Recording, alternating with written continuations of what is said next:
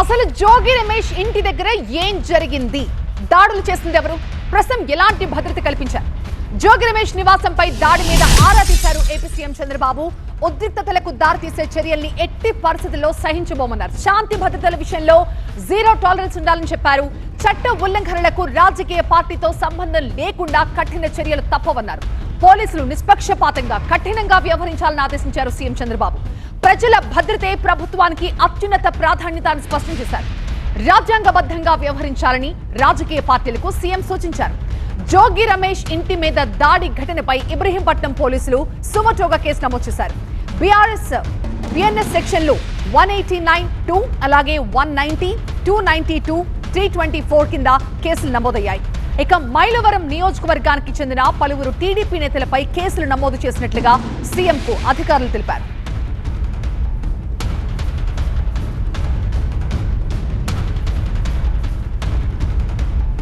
ప్రస్తుతం తాజా పరిస్థితులు ఎలా ఉన్నాయి? మా అసోసియేట్ ఎడిటర్ ఈశ్వర్ మనకి లైవ్ లో జాయిన్ అవుతున్నారు మరింత సమాచారంతో. ఈశ్వర్, సో నిన్నటి పరిస్థితుల తర్వాత ఇవాళ సిచ్యువేషన్ పూర్తిగా కంట్రోల్లో ఉన్నట్లేనా? పోలీసులు చెప్తున్నారు.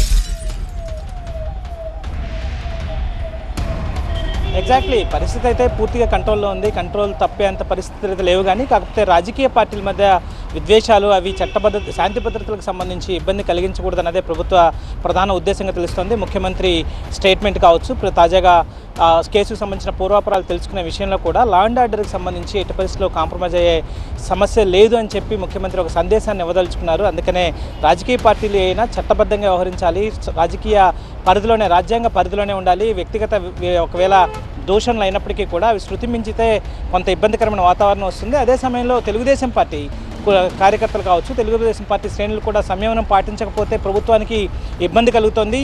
అదే సమయంలో లా అండ్ ఆర్డర్కి మేము మొదటి నుంచి ప్రాధాన్యత ఇస్తున్నట్టుగానే, మొదటి నుంచి చెప్తున్నట్టుగానే లా అండ్ ఆర్డర్ విషయంలో ఎట్టి పరిస్థితుల్లో కాంప్రమైజ్ అవ్వబోం. అందుకనే మైలవరం పోలీసులు దాన్ని సుమోటోగా తీసుకొని దాని మీద తెలుగుదేశం పార్టీ శ్రేణుల మీద కూడా పూర్తిగా కేసులు నమోదు చేయడం జరిగింది. వాళ్ళకి పోలీసు విధులకు ఆటంకం కలిగించడం కావచ్చు, లేకపోతే చట్ట అనుమతి లేకుండా ఒక పెద్ద ఎత్తున గుంపు చేరి ఒక విధ్వంసాన్ని సృష్టించడం కావచ్చు, ఇట్లాంటి సెక్షన్స్ కింద కేసు నమోదు చేశారు. కాబట్టి ఒక మెసేజ్ ఇంకోసారి ముఖ్యమంత్రి ఇవ్వదలుచుకున్నారు. ఆయన సంఘటన జరిగిన వెంటనే నిన్న సాయంత్రం కూడా ఆయన ఒక ట్వీట్ చేశారు.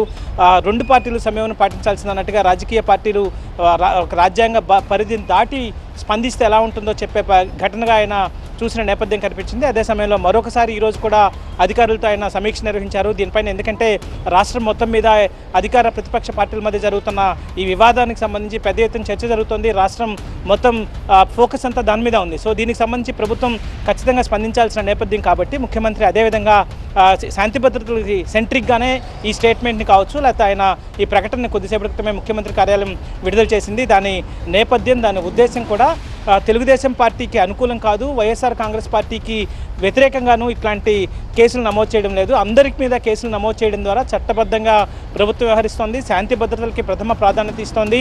ఎట్టి పరిస్థితుల్లో శాంతి భద్రతలకు భంగం కలిగించే విషయంలో ఎవరిని ఉపేక్షించేది లేదు. అది అధికార పార్టీ అయినా కూడా కేసులు నమోదు చేస్తాం, వాళ్ళపైన చట్టపరంగా చర్యలు కూడా తీసుకుంటాం. అధికార పార్టీ వాళ్ళు కూడా చట్టాన్ని చేతిలోకి తీసుకునే ప్రయత్నాన్ని చేయొద్దని చెప్పే ప్రయత్నాన్ని ముఖ్యమంత్రి తన ఉద్దేశాన్ని వ్యక్తం చేసినట్టుగా మనం దీన్ని చూడాల్సిన నేపథ్యం అయితే కనిపించింది.